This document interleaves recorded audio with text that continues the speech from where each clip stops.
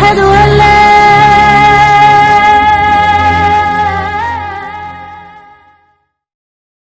علامہ اقبال نے اپنے ایک ملنے والے کو خط لکھا، کہا ترجمہ نہیں بھی آتا تو پھر بھی تلاوت کرو، خالی تلاوت کرنے والے کے قلب کا تعلق حضور کے دل سے جڑ جاتا ہے۔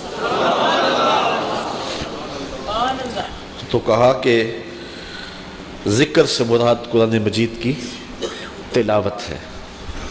سیارہ ڈائجسٹ کا ایک قرآن نمبر چھپا تھا، اس میں ایک شخص کی کہانی لکھی تھی کہ قبر کھودتے اس کی قبر کھل گئی، لوگوں نے دیکھا کہ قبر میں روشنی ہے اور کفن بھی میلا نہیں ہوا، اور وہاں گلاب اگے ہوئے ہیں جس کی خوشبو سے ماحول میں عطر پھیلا ہے۔ تو لوگ اس نشان پہ صاحب قبر کا گھر تلاش کرتے رہے، اور اس کی بیوہ سے ملاقات ہو گئی، اگرچہ وہ بہت زیادہ بوڑھی ہو چکی تھی۔ پوچھا تیرے شوہر کا کیا عمل ہے کہ ہم نے اس کی قبر میں روشنی بھی دیکھی ہے اور خوشبوئیں بھی دیکھی ہیں؟ اس نے کہا میرا شوہر ایک دیہاتی شخص تھا، مجھے کوئی اس کا ایسا عمل نظر نہیں آتا، ہاں یہ مجھے یاد ہے کہ وہ قرآن مجید تو نہیں پڑھا تھا لیکن اس کتاب سے محبت اسے بڑی تھی، اور صبح جب نماز پڑھنے جاتا تو لوگ قرآن مجید کھول کے بیٹھتے تو اسے بڑا دکھ ہوتا کہ میں بھی قرآن پڑھا ہوتا تو مجھے بھی یہ برکت نصیب ہوتی۔ اب گھر آتا تو اس کے قدم بوجھل ہوتے، گھر آ کے طاق پہ پڑے ہوئے قرآن مجید کے نسخے کو اٹھاتا اور کھولتا، اور ایک ایک سطر پہ انگلی رکھتا اور کہتا مالک مجھے نہیں پتا یہ کیا لکھا ہے، لیکن جو لکھا ہے سچ لکھا ہے۔ پھر نیچے آ جاتا، کہتا مالک مجھے نہیں پتا یہ کیا لکھا ہے، میری بدقسمتی ہے مجھے نہیں پتا، لیکن جو لکھا ہے سچ لکھا ہے، تیرا کلام ہے۔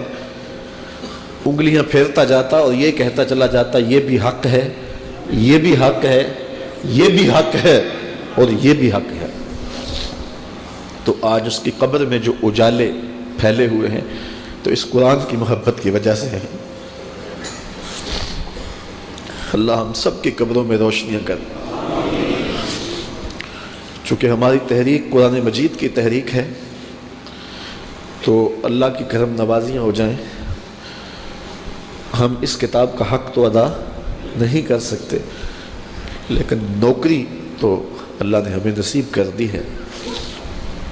اللہ اس کتاب کی برکتیں ہمیں نصیب کرے۔ اللہ تعالیٰ نے حضرت انسان کے لیے ہدایت کے من جملہ ذرائع میں سے ایک ذریعہ کتابیں اور صحیفے بنائے۔ قرآن مجید سب سے آخر میں نازل ہوا، اور جتنی ماضی میں نازل ہونے والی کتابیں اور صحیفے تھے ان میں جو کچھ تھا اس کا خلاصہ قرآن کی شکل میں موجود ہے، اور قیامت تک آنے والے اور ما بعد قیامت معاد کی ساری چیزیں قرآن میں رکھی گئی۔ اور قرآن کے نازل ہوتے ہی باقی کتابیں منسوخ ہو گئیں۔ کتابوں پر اعتقاد، یقین، ایمان ضروری ہے، لیکن عمل صرف قرآن پہ ہوگا۔ یتیمے کے نا کردہ قرآن درست، کتب خانائی چند ملت بشست۔ ابھی قرآن مکمل نہیں ہوا کہ پچھلی کتابیں منسوخ ہو گئیں۔ قرآن کے پہلے حرف سے ہی پچھلی کتابیں منسوخ ہو گئیں۔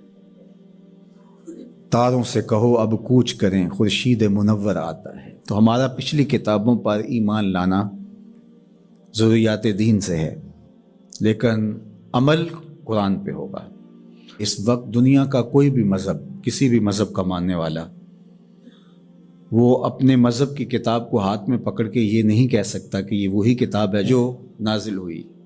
وہ بھی کہتے ہیں کہ جناب اس میں ضرور کمی بیشی ہے، کوئی تھوڑی مانتا ہے کوئی زیادہ مانتا ہے، لیکن آنکھیں بند کر کے قرآن مجید کا نسخہ ہاتھ میں پکڑ کے حضور کا غلام کہہ سکتا ہے یہ وہی کتاب ہے من و عن، حرف بحرف، بغیر کسی تغیر اور تبدل کے، جو میرے رسول کے سینے پہ نازل ہوئی ہے۔ تو یہ چیز کس قدر تیقن پیدا کرتی ہے، کس قدر یقین کی بجلیاں پیدا کر دیتی ہے سینے میں۔ پھر آنکھیں بند کر کے عمل کیوں نہیں کریں گے؟ کتاب پر ایمان لانے کا مطلب پوری کتاب پر ایمان لانا، اس کے تقاضوں پر ایمان لانا، اس کے احکام کو ماننا اور اس کے نواہی سے اجتناب کرنا، یہ تقاضا ہے اس ایمان کا۔ تو یہ نہیں کہ جو چیز سمجھ میں آئے، پسندیدہ ہو، نفس پر شاک نہ ہو، نفس کو مرغوب ہو، محبوب ہو، اس پر تو عمل بھی ہو، اس پر بات بھی ہو، اور جو چیز نفس پر شاک ہو تو اس کو جو ہے وہ چھوڑ دیا جائے۔ تو یہ ایمان کا مفہوم نہیں ہے۔ ایمان کا مفہوم یہ ہے کہ پوری کتاب پہ ایمان لایا جائے۔ اور جبریل امین حضور کے قلب اطہر پر القاء کیا ہے قرآن کو، حضور کی زبان پہ نہیں اترا، حضور کے دل پہ اترا ہے۔